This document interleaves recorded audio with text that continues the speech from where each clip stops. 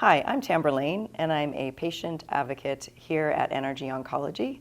And joining me today is Dr. Heidi Donovan, and we're going to be talking about partnership between advocates and investigators. Great to have you here today, Heidi. Thanks, Tambre. I really appreciate the invitation. So my name is Heidi Donovan. I'm a nurse scientist and professor at the University of Pittsburgh School of Nursing and collaborate very closely with the gynecologic oncology physicians and researchers at Magee Women's Hospital of UPMC. Maybe we could start by talking a little bit about how we met and had the opportunity to start working together. So I've been in the process of putting a concept through the Cancer Care Delivery Research Committee that will ultimately has been submitted to NCI for funding as part of the NCORE and CCDR research enterprise. As many of you know, this process is quite lengthy, but begins with bringing ideas for concepts to the home committee that will ultimately approve or disapprove concepts and protocols. So I brought my initial concept to the CCDR committee and for a formal review. And at that time, you were one of my reviewers, you were my advocate reviewer. And during that conversation and the subsequent conversations that happened as we moved through to get approval to submit to NCI, it became abundantly clear to me the strengths and the unique perspective that you could bring to our work. And it was such an exciting process to go through. That was my first official review with NRG, and that's my first NCORP review. So I was a little nervous about that, even though I've done many reviews. But one thing I'll say about the NRG family is that everybody's really supportive. And the investigator reviewers in the room were very supportive and helpful, preparing me for the meeting. So that was a great part of it. And then meeting you and seeing the work that you're doing just really inspired me to, give as much helpful feedback as possible to see this study come to fruition. The thing that struck me, I think, most during that review was how closely you had read the protocol. And sort of the detailed comments you were able to make, both in terms of recognizing the strengths of the proposal and the potential benefits to women. So this is a web-based symptom management intervention for women with advanced gynecologic cancer. And I think one of the pieces that stuck with me the most, while I had been trying to make it a proposal and a study that would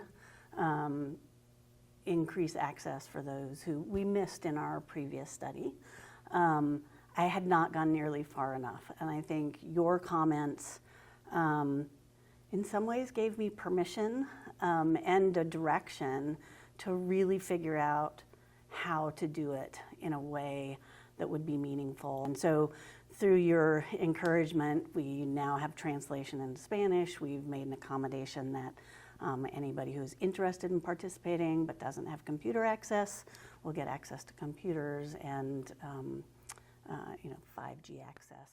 One of the things that was really helpful, of course, was seeing the full proposal. Sometimes especially early on, or even later on, advocates will only be given certain sections of a proposal to review. And sometimes it's out of trying to be mindful of our time, and that many times we're volunteering in these positions. And sometimes it's, you won't understand the science in the heavier scientific sections. But that's how we learn. So if there's a heavier scientific section where I don't understand something, I have lots of mentors like you or my committee chair, other investigators who I can easily reach out to, some of my other advocates who have more expertise in some of those areas than I do.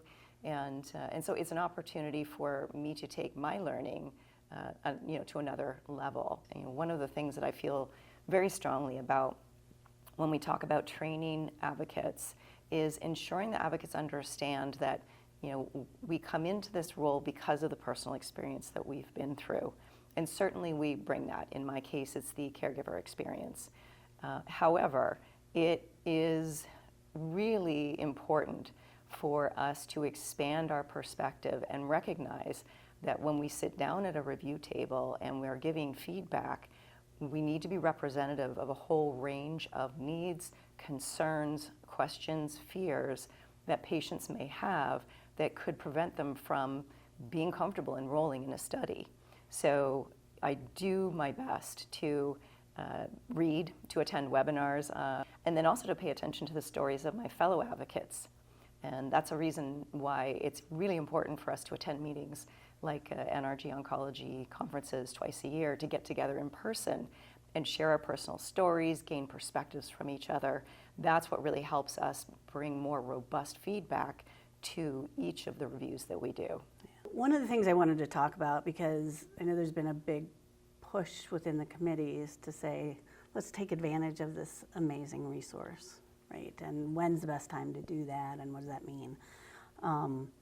And so one of the things you and I have talked about before is that the earlier the better. So again, I first met you when I had a good draft of what I wanted to do. But I still came in, I think, with the flexibility to make changes. But if I still think, even though it was pretty early in the process, if I had been connected with you earlier, that would be amazing. And I'm sort of an advocate that for people who are putting in concepts, great to have them assigned to an advocate, right, who could start with at the beginning, where you can make meaningful input that is there. But for me, it started there, and I don't know what your perceptions are of sort of how our relationship built over time, but we're still in a partnership, right? And the regular review process is very iterative. So I went through multiple reviews. You went along to the NCORE meeting for approval, and there, you were a huge advocate for the proposal, which is, again, a great benefit. It carries a lot of weight. So one of the things that I do as an advocate reviewer is not only look at the proposal, but I also look at the background of the researcher, the lead investigator. And so I had done my research when I came into that first review, and I was extremely, extremely impressed with the kind of work that you do. Of course, your strength in research around caregivers really spoke to my heart, because I feel like caregivers are often very invisible in the process, and yet we're such an integral part for the people that we love who have cancer. So I was really honored to sit at the table and have the opportunity to review your work. And then the way you come into the room, completely open and willing to listen to feedback and have a dialogue about different concerns or questions or even strengths that are raised. It's just a really refreshing way to engage with a researcher. And it can be intimidating as an advocate to be sitting in a room with many, many years of people with medical degrees, and that's not primarily our expertise, certainly not mine. And then to be able to work with people like yourself who recognize that we bring different strengths, we bring different areas of understanding, and those can be contributions. That just makes us want to keep coming back to help and support you. So when we went through to the NCORP stage, then that was a really exciting next step.